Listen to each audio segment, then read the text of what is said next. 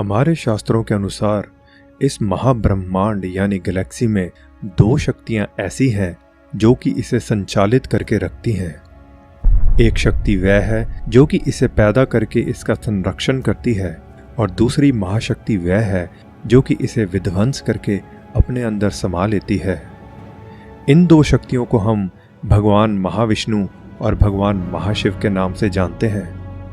महाविष्णु यानी क्रिएटर और प्रिजर्वर, महाशिव यानी डिस्ट्रॉयर। आज इस वीडियो में हम साइंस के दृष्टिकोण से महाविष्णु और महाशिव की शक्ति को समझने की कोशिश करेंगे। भगवान के इन स्वरूपों को साइंस या आम इंद्रियों द्वारा समझा जाना मुमकिन नहीं है।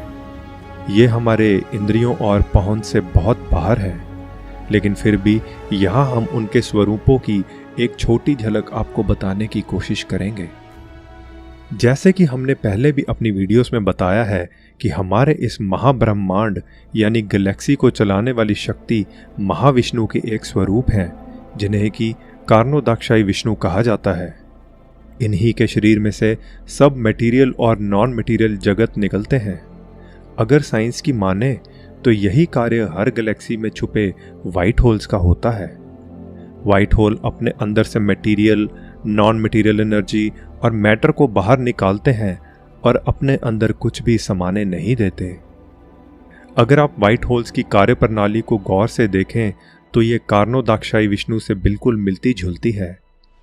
दोनों के ही अंदर से मटेरियल और नॉन मटेरियल एनर्जी बाहर निकलती है।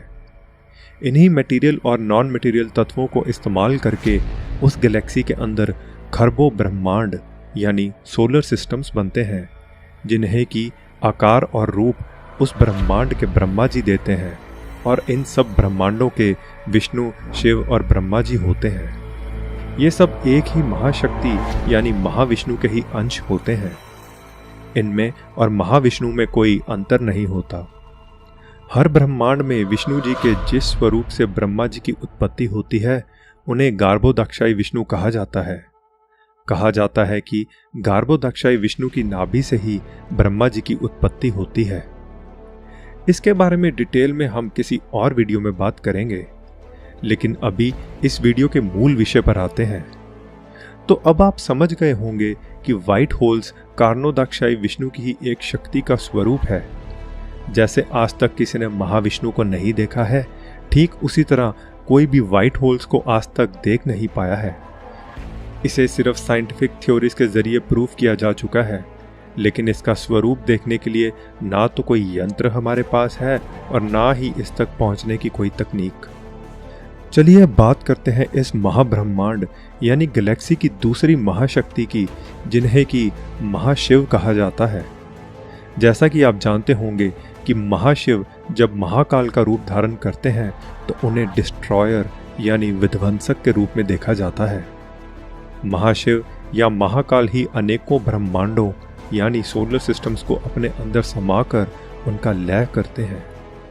आप शायद अब समझ ही गए होंगे कि गैलेक्सी में साइंस के मुताबिक ये काम ब्लैक होल करता है।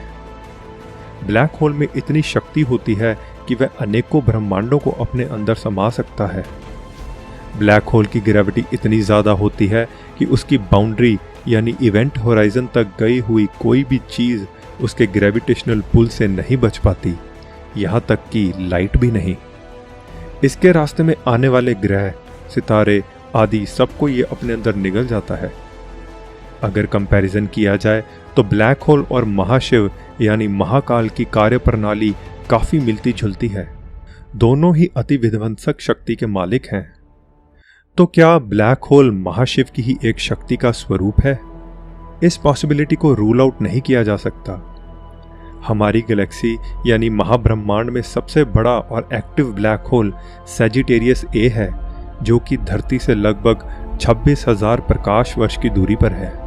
हमारी गैलेक्सी का ये ब्लैक होल इतना बड़ा है कि इसका साइज लगभग हमारे सूर्य से 40 लाख गुना बड़ा है। आप अनुमान लगा सकते हैं कि इसकी शक्ति और बल कितना ज्यादा होगा।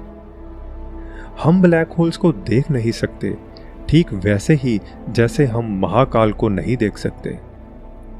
ब्लैक होल्स को सिर्फ महसूस किया जा सकता है तो उस इफेक्ट से जो ये अपने आसपास के मैटर पर डालता है, जैसे कि एक्रीशन डिस्क्स, जो कि इसके आसपास के उन सितारों और ग्रहों की धूल और गैसेस से बनता है जिसे ब्लैक होल्स अपने अंदर निगल जाता है। कहते हैं कि एक गैलेक्सी यानी महाब्रह्मांड में एक ऐसा ब्लैक होल जरूर होता है जो कि सबसे बड़ा होता है और वह उस गैलेक्सी की सबसे बड़ी विध्वंसक शक्ति का मालिक होता है। अगर आप अपने शास्त्रों की माने तो उनके मुताबिक भी महाशिव या महाकाल से बड़ी शक्ति इस महाब्रह्मांड में कोई दूसरी नहीं है। जैसे महाकाल या महाशिव समय और स्पेस से परे हैं, उसी प्रकार ब्लैक होल्स भी स्पेस और समय से परे हैं। महान साइंटिस्ट एल्बर्ट आइंस्टाइन ने यह प्रूव किया था कि ग्रेविटी टाइम को अफेक्ट करती है। जितनी ज़्यादा ग्रेविटी होगी, समय उतना ही धीमा चलेगा। अब क्योंकि ब्लैक होल्स की ग्रेविटी बेहद यानी इनफाइनाइट है, इसीलिए ब्लैक होल्स में समय रुक जाता है। और क्योंकि स्पेस समय के बिना एग्जिस्ट नहीं कर सकता, इसीलिए ब्लैक होल्स में स्पेस का कोई कॉन्सेप्ट नहीं रह जाता। ये अति रहस्यपूर्ण तथ्य है और इसे समझ पाना इंसानों की समझ और इंद्रियों से परे है। ठीक उसी प्रकार जैसे महाशिव या महाकाल को समझ पाना हमारी इंद्रियों और समझ से परे है। तो ये तो रही हमारी गैलेक्सी की दो महाशक्तियों की बात। कहते हैं कि व्हाइट होल और ब्लैक होल एक गैलेक्सी में संतुलन मेंटेन करके रखते हैं। ठीक उसी प्रकार जैसे महाविष्णु और महाशिव एक महाब्रह्मांड में संतुलन मेंटेन करके रखते हैं। व्हाइट होल मैटर पैदा करते हैं और ब्लैक होल मैटर को अपने अंदर समा लेते हैं।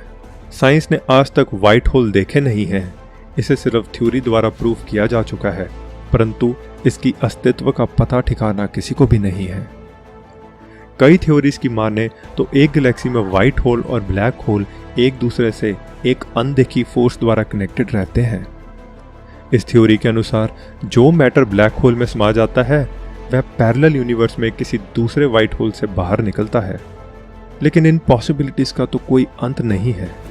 ऐसी और भी कई थ्योरीज हो सकती हैं, लेकिन अगर आप शास्त्रों की माने तो भगवान के इन स्वरूपों को देखने या इन तक पहुंच पाने की शक्ति सिर्फ भक्ति के द्वारा ही संभव है।